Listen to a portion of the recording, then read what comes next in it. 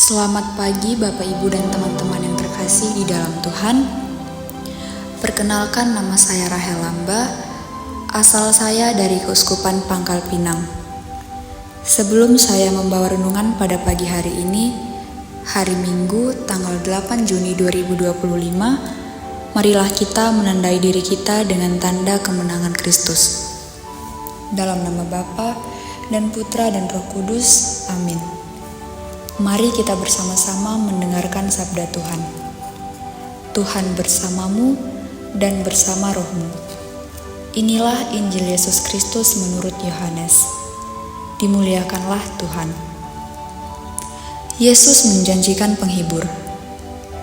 Jikalau kamu mengasihi aku, kamu akan menuruti segala perintahku.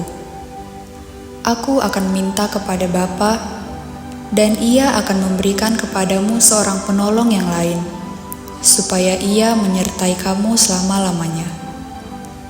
Jawab Yesus, "Jika seorang mengasihi aku, ia akan menuruti firman-Ku, dan Bapa-Ku akan mengasihi dia, dan kami akan datang kepadanya dan diam bersama-sama dengan dia.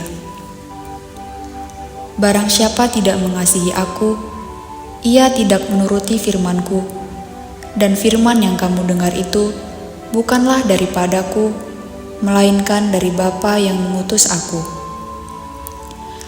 Semuanya itu kukatakan kepadamu, selagi aku berada bersama-sama dengan kamu. Tetapi penghibur, yaitu Roh Kudus, yang akan diutus oleh Bapa dalam namaku, Dialah yang akan mengajarkan segala sesuatu kepadamu, dan akan mengingatkan kamu akan semua yang telah kukatakan kepada kamu." Demikianlah Injil Tuhan, terpujilah Kristus. Saudara-saudari yang terkasih di dalam Yesus Kristus, saat kita mengetahui bahwa orang yang kita kasihi akan pergi meninggalkan kita merasa sangat sedih dan takut.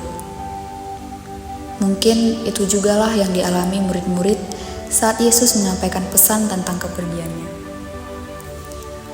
Saat Yesus akan meninggalkan mereka, Ia berjanji bahwa akan ada penolong lain yang akan terus menyertai mereka. Penolong itu adalah Roh kebenaran. Ia tidak dikenal oleh dunia, tetapi para murid akan dapat melihat, mengenal, dan menerimanya. Roh kebenaran itu akan berdiam di dalam diri mereka. Jika selama ini mereka belajar kebenaran dari Yesus, nanti Roh Kuduslah yang akan mengajar mereka untuk melakukan apa yang sudah Yesus ajarkan kepada mereka. Allah paham akan keterbatasan dan kelemahan manusia ciptaannya. Ia tidak hanya mengutus anaknya untuk menyelamatkan manusia dari hukuman dosa, tetapi juga menolong manusia yang telah ditebus itu untuk hidup dalam keselamatan sesuai dengan kehendak dan rencana Allah bagi dunia. Allah mengutus Roh Kudus menjadi penolong, penghibur, pembela, dan bahkan juga menjadi penasihat bagi orang percaya dalam melakukan kehendak Allah. Pada hari Pentakosta ini, kita mengingat peristiwa turunnya Roh Kudus ke atas murid-murid Yesus. Roh Kudus yang sudah dicurahkan bukan hanya bagi para murid pada zaman itu, tetapi juga bagi setiap orang yang percaya kepada Allah Bapa di dalam Yesus Kristus sendiri. Inilah bukti bahwa janji Allah digenapi. Allah tidak meninggalkan kita untuk berjuang sendirian. Ia juga tidak membiarkan kita dijebak oleh berbagai hikmat dan kepalsuan duniawi. Ia terus menjaga, menolong, dan bahkan menyertai kita sampai kita memperoleh mahkota kehidupan. Tentu tidak mudah untuk hidup dalam iman di tengah dunia masa kini yang penuh kebajikan dan kebenaran palsu. Namun, tenanglah. Ada Roh Kudus yang selalu menyertai kita. Sadarilah kehadirannya dalam hidup kita, dan berilah diri kita dipimpin oleh Roh Kudus. Maka kita akan melihat karya Allah yang mengubahkan dan menyelamatkan.